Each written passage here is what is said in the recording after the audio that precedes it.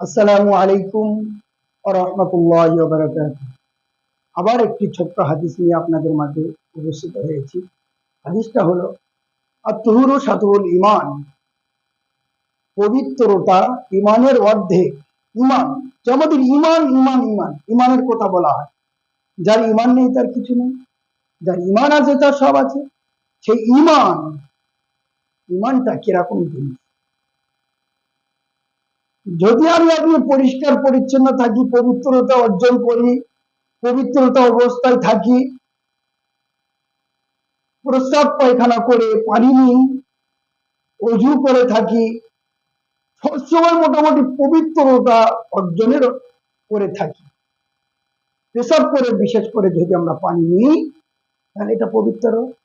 আর পবিত্র যে থাকে তাকে আল্লাহ পছন্দ করেন, আল্লাহ তার উপরে সন্তুষ্ট হন। ইসলাম আমাদেরকে শিক্ষা দেয় যে পবিত্রতা অর্জন করো, পবিত্রতা হালাতে থাকো।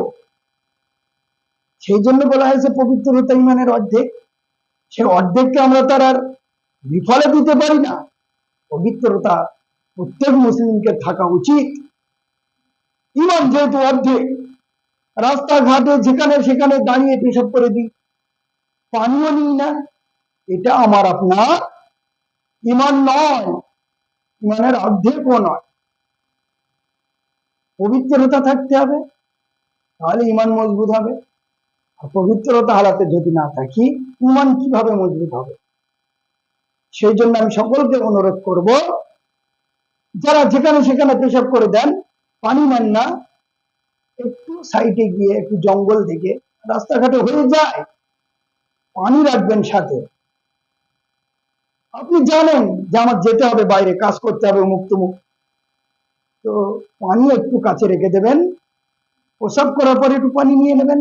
এটাই পরিষ্কার পরিচ্ছন্ন পবিত্রতা। এটাই, এতে রোগ হয় না। পবিত্রতা অর্জন করলে রোগ হয় না, রোগ কম হয়। রোগ বালা মুসিবত তো থেকেই থাকে মানুষের মধ্যে, তবে ওটা কম হবে, পবিত্রতা থাকবে।